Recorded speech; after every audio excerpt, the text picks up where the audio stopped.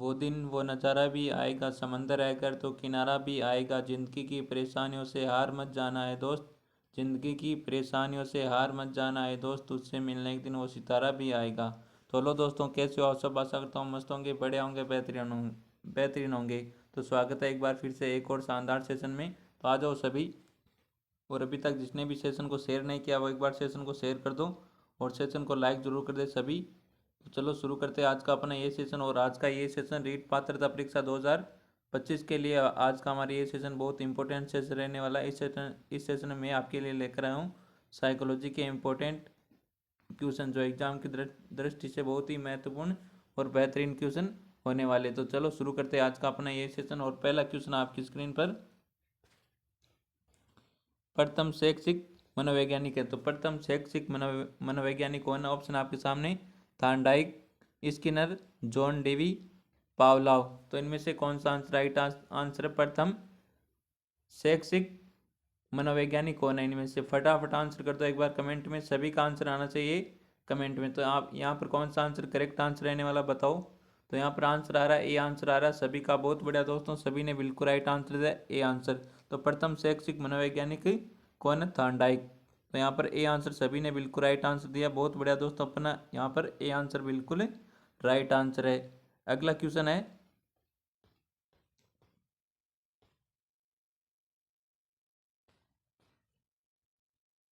प्रेरकीय संप्रदाय के प्रतिपादक कौन है? तो प्रेरकीय संप्रदाय के प्रतिपादक कौन है? ऑप्शन है विलियम मैकडूगल, जेबी वाटसन, विलियम वुंट और सिगमंड फ्राइड। तो इनमें से कौन सा आंसर राइट आंसर रहने वाला बताओ एक बार सभी। तो जेबी वाटसन को क्या कहा जाता है? व्यवहारवाद के जनक कहा जाता है। व्यवहारवाद के जनक किन्हें कहा जाता है?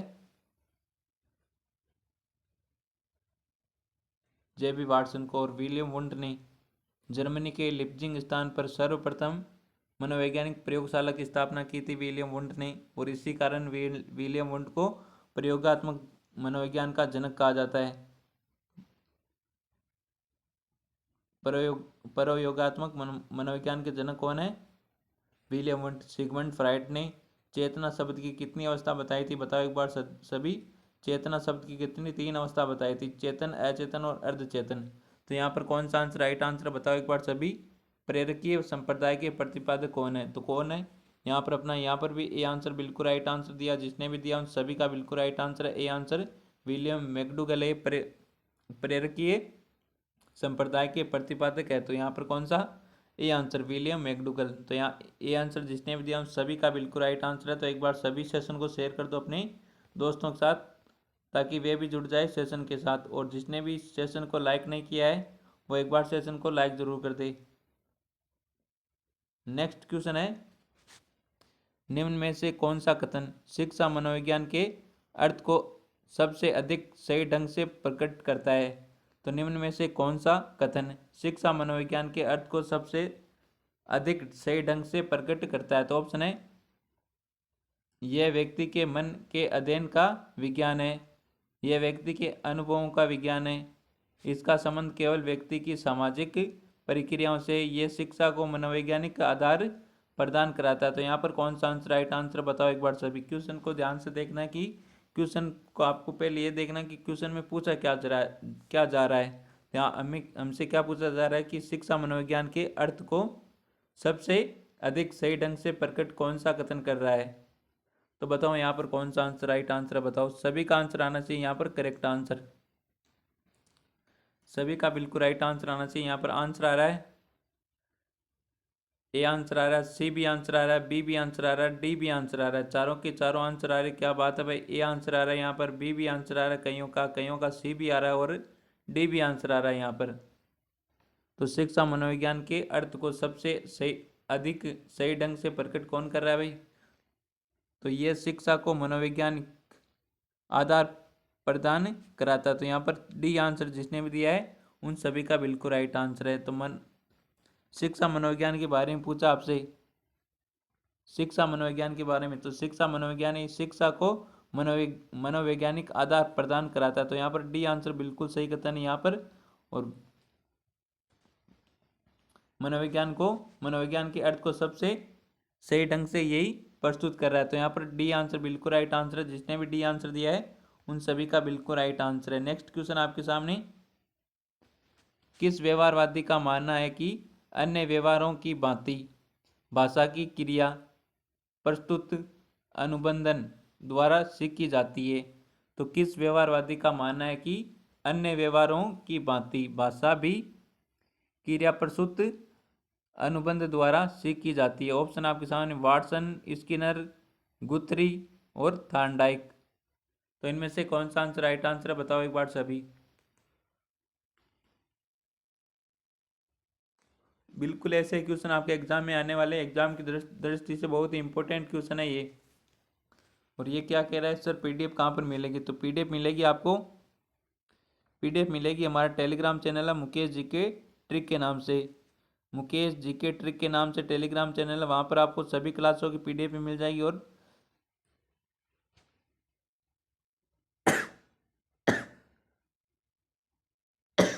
सॉरी, तो यहाँ पर सभी क्लासों की पीडीएफ मिल जाएगी आपको। और ख़ास बात एक एक ये है कि 2011 से 2022 तक के सभी रीट पात्रता परीक्षा लेवल 1 और लेवल 2 के लिए 2011 से 2022 के सभी पेपर, पिछले सालों के सभी पेपर मिलेंगे आपको टेलीग्राम चैनल मुकेश जी के ट्रिक पर। और इस टेलीग्राम चैनल की लिंक मिलेगी आपको हमारे यूट्यूब चैनल के बायो में। पहले आपको यूट्यूब चैनल को सब्सक्राइब करना होगा, फिर यूट्यूब चैनल के बायो में जाकर वहाँ पर टेलीग्राम की लिंक दे रखी है, उस लिंक पर टैप करके आपको टेलीग्राम में ज्वाइन हो जाना है। तो एक बार सभी टेलीग्राम को अवश्य ज्वाइन करें। तो यहाँ पर कौन सा आंसर राइट आंसर रहने वाला, बताओ सभी, कमेंट करो फटाफट कौन सा आंसर राइट आंसर है यहाँ पर। तो किस व्यवहारवादी का मानना है कि अन्य व्यवहारों की भांति भाषा भी क्रिया प्रस्तुत अनुबंध द्वारा सीखी जाती है? तो ये किसका मानना है, बताओ यहाँ पर। तो ये स्किनर का, किसका, स्किनर का। तो यहाँ पर बी आंसर जिसने भी दिया उन सभी का बिल्कुल राइट आंसर है। जिसने भी बी आंसर दिया उन सभी का बिल्कुल राइट आंसर है। स्किनर का मानना है कि अन्य व्यवहारों की भांति भी शिक्षा भी क्रिया प्रस्तुत अनुबंधन द्वारा सीखी जाती है। तो यहाँ पर अपना बी आंसर बिल्कुल राइट आंसर है। नेक्स्ट क्वेश्चन आपके सामने,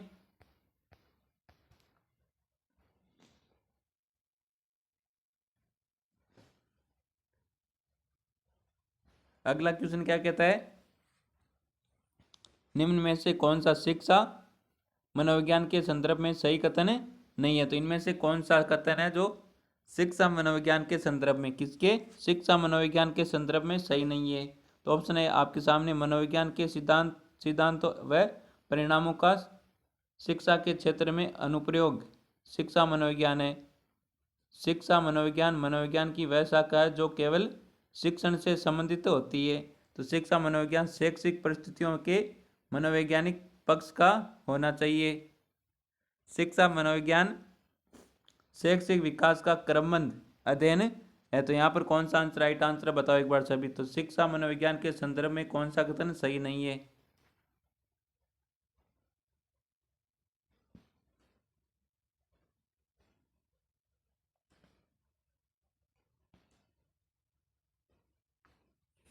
तो यहाँ पर कौन सा आंसर राइट आंसर बताओ एक बार सभी। तो जिसने भी बी आंसर दिया उन सभी का बिल्कुल राइट आंसर आ रहा है। और यहाँ पर बी आंसर आ रहा है सभी का। तो शिक्षा मनोविज्ञान मनोविज्ञान की वह शाखा जो केवल शिक्षण से संबंधित नहीं है, तो केवल केवल नहीं होगा यहाँ पर। तो शिक्षा मनोविज्ञान मनोविज्ञान की वह शाखा है जिसमें शिक्षण और अधिगम से संबंधित है। किससे, शिक्षण और अधिगम से संबंधित है ये शिक्षा मनोविज्ञान। तो यहाँ पर बी आंसर अपना बिल्कुल राइट आंसर है। ये कथन असत्य है भाई, तो ये कथन सही नहीं है। तो यहाँ पर बी आंसर जिसने भी दिया उन सभी का बिल्कुल राइट आंसर है। नेक्स्ट क्वेश्चन आपके सामने, और जो भी विद्यार्थी हमारे यूट्यूब चैनल पर नए जुड़े वो एक बार यूट्यूब चैनल को सब्सक्राइब जरूर कर ले। नेक्स्ट क्वेश्चन है, निम्न में से किसे मनोविज्ञान में तृतीय बल के रूप में जाना जाता है? तो निम्न में से किसे मनोविज्ञान में तृतीय बल के रूप में जाना जाता है? ऑप्शन है विश्लेषणवाद, व्यवहारवाद, संरचनावाद और मानवतावाद। तो इनमें से कौन सा आंसर राइट आंसर बताओ एक बार सभी। सभी का आंसर आना चाहिए यहाँ पर करेक्ट आंसर। बहुत शानदार क्वेश्चन है, बहुत इंपॉर्टेंट क्वेश्चन है। और आप कमेंट करो कि मनोविज्ञान का पहला प्रथम बल किसे कहा जाता है। फटाफट आंसर करो एक बार, सभी का आंसर आना चाहिए यहाँ पर करेक्ट आंसर।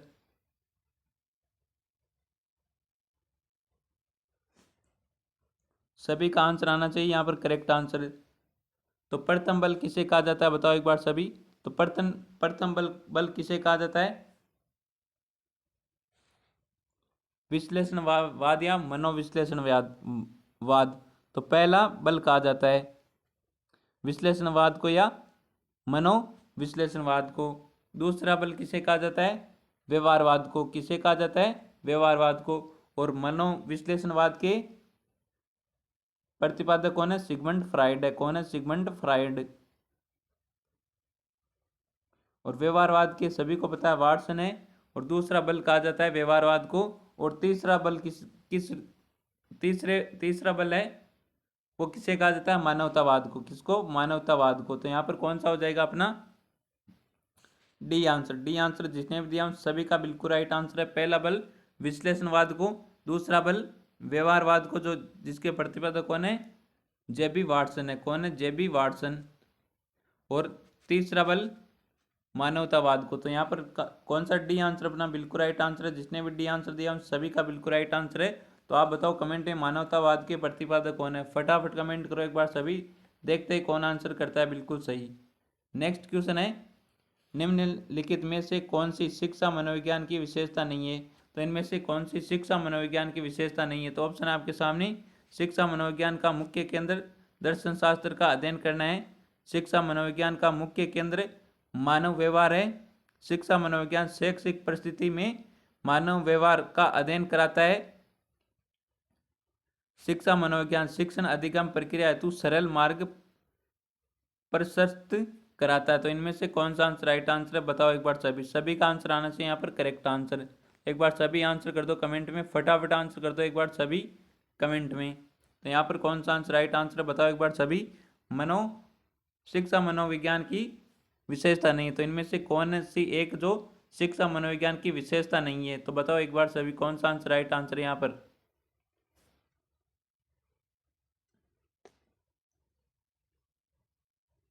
तो शिक्षा मनोविज्ञान का मुख्य केंद्र दर्शन शास्त्र का अध्ययन करना, ये बिल्कुल गलत है। तो यहाँ पर कौन सा हो जाएगा? ये विशेषता नहीं है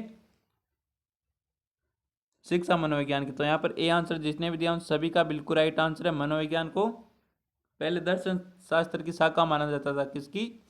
मनोविज्ञान को। किसको? मनोविज्ञान को। केवल मनोविज्ञान को पहले दर्शन शास्त्र की शाखा माना जाता था। और उस शाखा का नाम क्या था? मनादर्शन। क्या नाम था? मनादर्शन। मनादर्शन नाम था। और मनादर्शन शब्द का प्रयोग किसने किया था? सर्वप्रथम किया था अरस्तु ने। किसने किया था? अरस्तु ने। अरस्तु को मनोविज्ञान का आदि जनक कहा जाता है।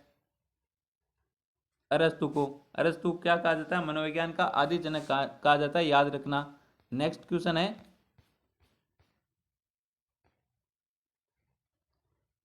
20वीं सदी का चमकता सितारा मनोवैज्ञानिक है। तो 20वीं सदी का चमकता सितारा मनोवैज्ञानिक कौन सा? ऑप्शन है Sigmund Freud, William Wundt, Jean पियाजे, वाटसन। तो बताओ यहाँ पर कौन सा आंसर राइट आंसर है? फटाफट आंसर कर दो एक बार सभी।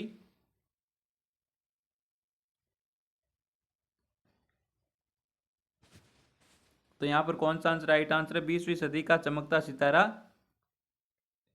किस मनोवैज्ञानिक को कहा जाता है? तो सभी को पता है भाई, वाटसन को कहा जाता है 20वीं सदी का चमकता सितारा। और वाटसन को व्यवहारवादी संप्रदाय के जनक कहा जाता है। व्यवहारवादी संप्रदाय के जनक भी किन्हें कहा जाता है? जेबी वाटसन को। और जेबी वाटसन की प्रसिद्ध परिभाषा क्या? बताओ एक बार सभी। प्रसिद्ध परिभाषा कौन सी है? प्रसिद्ध परिभाषा बताओ एक बार सभी, कमेंट करो फटाफट। जेबी वाटसन की प्रसिद्ध परिभाषा कौन सी है?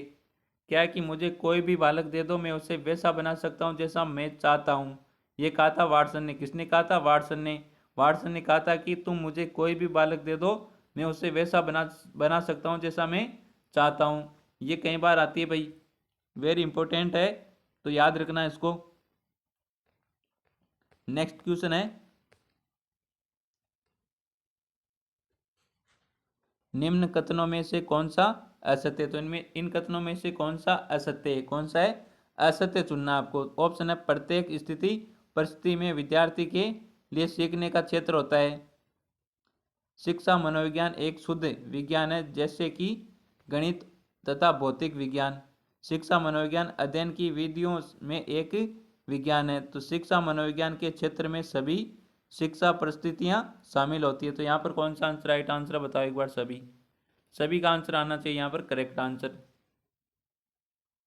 तो शिक्षा मनोविज्ञान एक शुद्ध विज्ञान है, जैसे कि गणित और भौतिक विज्ञान। तो यहाँ पर हो जाएगा अपना बी आंसर। कौन सा? B answer. जिसने भी दिया सभी का बिल्कुल राइट आंसर है। शिक्षा मनोविज्ञान एक शुद्ध विज्ञान नहीं है कि जैसे कि गणित तथा भौतिक विज्ञान, इस गणित और भौतिक विज्ञान की तरह ये शिक्षा मनोविज्ञान नहीं है। तो यहाँ पर कौन सा हो जाएगा? B answer. जिसने भी दिया उन सभी का बिल्कुल राइट आंसर है।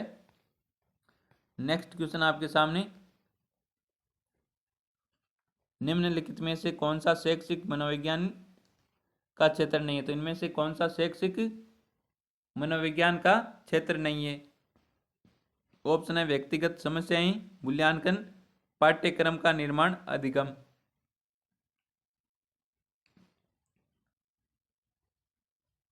तो बताओ यहाँ पर कौन सा आंसर राइट आंसर। और एक बार सभी सेशन को लाइक कर दो भाई। जिसने भी सेशन को लाइक नहीं किया वो एक बार सेशन को लाइक कर दो, और फटाफट एक बार जम के तरीके से सेशन को शेयर कर दो अपने दोस्तों के साथ। तो यहाँ पर कौन सा आंसर राइट आंसर रहने वाला है? और आ जाओ सभी, अभी तक जो भी विद्यार्थी नहीं जुड़े वो एक बार जुड़ जाओ लाइव, और सभी आ जाओ एक बार सेशन के साथ। तो यहाँ पर कौन सा आंसर राइट आंसर है? इनमें से कौन सा शैक्षिक मनोविज्ञान का क्षेत्र नहीं है? तो बताओ यहाँ पर कौन सा आंसर राइट आंसर रहने वाला है? तो मूल्यांकन। मूल्यांकन शैक्षिक मनोविज्ञान का क्षेत्र होता है, ये बिल्कुल सही है। पाठ्यक्रम का निर्माण, ये पाठ्यक्रम का निर्माण नहीं करोगे तो शैक्षिक मनोविज्ञान कैसे करोगे आप? अधिगम सीखना, ये तो बिल्कुल सही है। तो यहाँ पर व्यक्तिगत समस्या, ये शैक्षिक मनोविज्ञान के क्षेत्र में नहीं आता। तो यहाँ पर सभी ने ए आंसर बिल्कुल राइट आंसर दिया। बहुत बढ़िया दोस्तों, सभी का ए आंसर बिल्कुल राइट आंसर आ रहा है यहाँ पर। अगला क्वेश्चन क्या कहता है देखते हैं। शिक्षा मनोविज्ञान की प्रकृति वैज्ञानिक है क्योंकि। तो बहुत इंपॉर्टेंट क्वेश्चन है, बेहतरीन क्वेश्चन है। इस तरह से क्वेश्चन पूछे जाते हैं एग्जाम में। तो शिक्षा मनोविज्ञान की प्रकृति मनोवैज्ञानिक है क्योंकि यह केवल विज्ञान का अध्ययन करता है। शिक्षा मनोविज्ञान में केवल सूचनाओं के आधार पर सिद्धांतों का निर्माण किया जाता है। शैक्षिक वातावरण के अधिगमकर्ता के व्यवहार का विज्ञान वैज्ञानिक विधियों के माध्यम से अध्ययन किया जाता है। इनमें से केवल विद्यार्थियों के व्यवहार का अध्ययन किया जाता है। तो इनमें से कौन सा आंसर राइट आंसर है? बताओ एक बार सभी। सभी का आंसर आना चाहिए भाई कमेंट में। कमेंट में आना चाहिए सभी का आंसर। और तुक्के किसी को भी नहीं मारना भाई ना, तुक्के तो किसी को भी नहीं मारना है। तो एक बार सभी आंसर कर दो भाई, कौन सा आंसर राइट आंसर है यहाँ पर? तो शिक्षा मनोविज्ञान की प्रकृति मनोवैज्ञानिक है क्योंकि।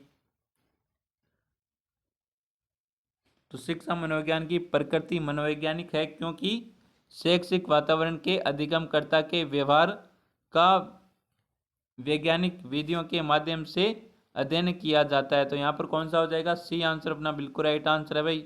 जिसने भी सी आंसर दिया उन सभी का बिल्कुल राइट आंसर। और बहुत बढ़िया दोस्तों, सभी ने बिल्कुल राइट आंसर दिया है। बहुत बढ़िया, लाजवाब, क्या बात है। सभी का बिल्कुल राइट आंसर आ रहा है, सी आंसर आ रहा है, क्या बात है भाई। तो यहाँ पर सी आंसर बिल्कुल राइट आंसर है। शिक्षा मनोविज्ञान की प्रकृति मनोवैज्ञानिक है क्योंकि शैक्षिक वातावरण के अधिगमकर्ता के व्यवहार का वैज्ञानिक विधियों के माध्यम से अध्ययन किया जाता है। तो इसलिए मनोवैज्ञानिक क्या है?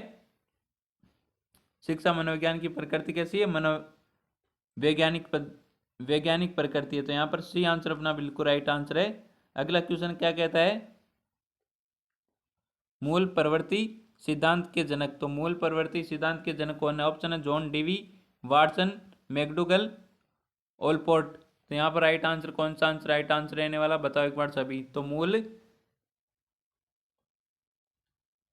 प्रवृत्ति सिद्धांत के जनक,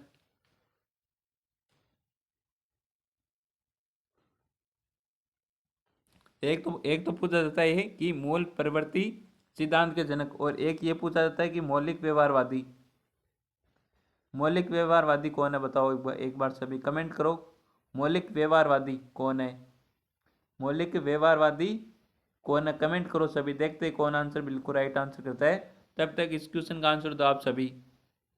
मूल प्रवृत्ति सिद्धांत के जनक कौन है? मैकडूगल है। कौन है? मैकडूगल। तो यहाँ पर सी आंसर जिसने भी दिया उन सभी का बिल्कुल राइट आंसर है। और सभी फटाफट आंसर करो, मौलिक व्यवहारवादी कौन है? मौलिक व्यवहारवादी वाटसन तो नहीं होगा, ये मैं बता देता हूँ आपको पहले ही।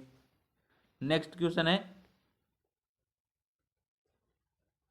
निम्नलिखित में से कौन सा विकल्प शिक्षा मनोविज्ञान की उपयोगिता से संबंधित नहीं है। तो इनमें से कौन सा विकल्प है जो शिक्षा मनोविज्ञान की उपयोगिता से संबंधित नहीं है? तो ऑप्शन है समूह गतिकी को समझने में सहायक, पाठ्यक्रम के निर्माण में सहायक, कक्षा में शैक्षिक वातावरण उत्पन्न करने में सहायक, विज्ञान की तरह अपने नियमों व सिद्धांतों का उपयोग विषयनिष्ठ ढंग से करने में सहायक। तो यहाँ पर कौन सा आंसर राइट आंसर है बताओ एक बार सभी का आंसर आना चाहिए यहाँ पर कमेंट में। तो यहाँ पर कौन सा आंसर राइट आंसर है बताओ फटाफट।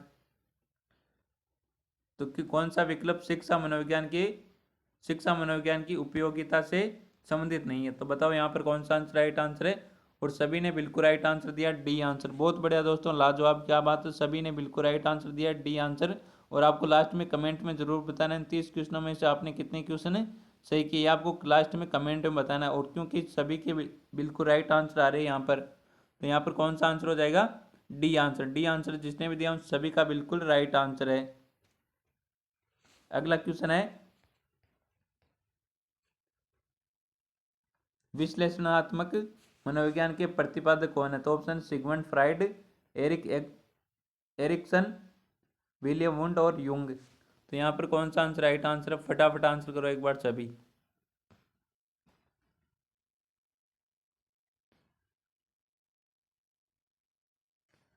तो यहाँ पर कौन सा आंसर राइट आंसर है बताओ, सभी आंसर करो एक बार सभी। तो विश्लेषणात्मक मनोविज्ञान के प्रतिपादक कौन है? युंग है। तो यहाँ युंग, यहाँ पर डी आंसर हो जाएगा अपना बिल्कुल राइट आंसर। डी आंसर जिसने भी दिया उन सभी का बिल्कुल राइट आंसर है सिगमंड फ्राइड, मनोविश्लेषणवादी। तो यहाँ पर कौन सा डी आंसर अपना बिल्कुल राइट आंसर है? जिसने भी डी आंसर दिया उन सभी का बिल्कुल राइट आंसर है। नेक्स्ट क्वेश्चन आपके सामने,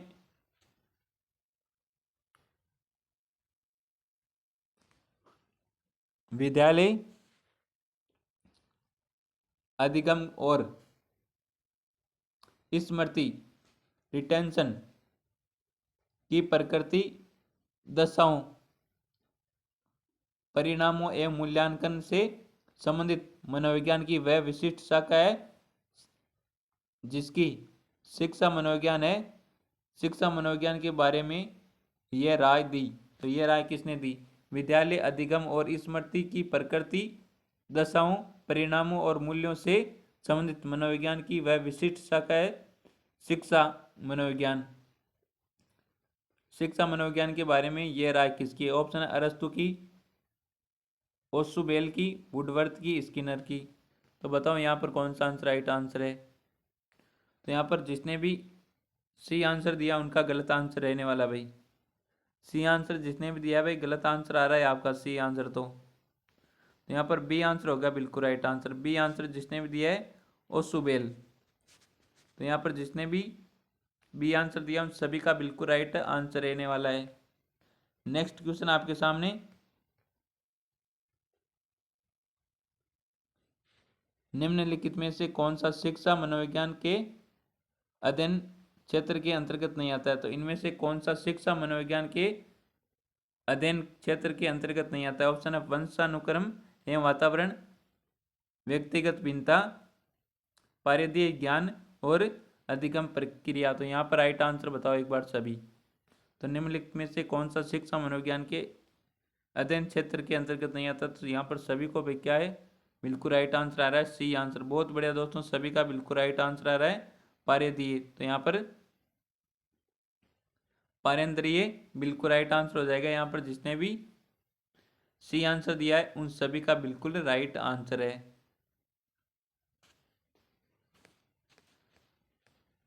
नेक्स्ट क्वेश्चन है, शिक्षा मनोविज्ञान शैक्षिक अभिवृद्धि एवं विकास का क्रमबद्ध अध्ययन है, ये परिभाषा किसके द्वारा दी गई है? वेरी इंपॉर्टेंट क्वेश्चन है भाई, शानदार क्वेश्चन आपके सामने। तो यहाँ पर कौन सा आंसर राइट आंसर है? शिक्षा मनोविज्ञान शैक्षिक अभिवृद्धि एवं विकास का क्रमबद्ध अध्ययन है, ये परिभाषा किसने दी थी? ऑप्शन है जूट ने, ट्रो ने, स्पिन ने, स्टीफन ने और मन ने। तो बताओ यहाँ पर राइट आंसर।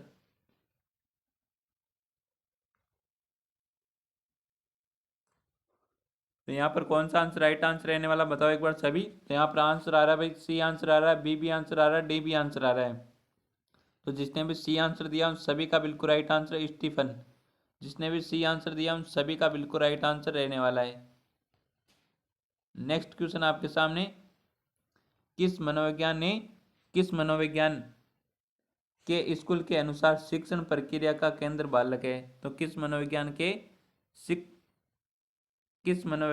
स्कूल के अनुसार शिक्षण प्रक्रिया का केंद्र बालक है? तो ऑप्शन है गेस्टाल्टवाद, निर्मितवाद, व्यवहारवाद, उपरोक्त में से कोई नहीं।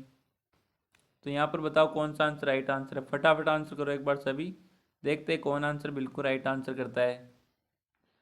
तो किस मनोविज्ञान के स्कूल के अनुसार शिक्षण प्रक्रिया का केंद्र बालक है? तो बताओ यहाँ पर कौन सा आंसर राइट आंसर है।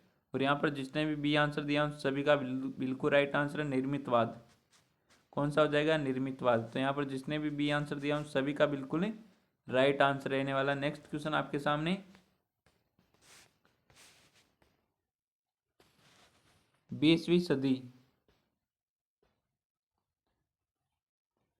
शताब्दी बच्चे की शताब्दी कहलाती है, ये कथन किसका? भाई तो ये किसने कहा था? 20वीं शताब्दी बच्चे की शताब्दी कहलाती, ये किसने कहा था? ऑप्शन है करो और करो ने, जीन पियाजे ने, टोलमेल ने, स्किनर ने। तो बताओ यहाँ पर कौन सा आंसर राइट आंसर है।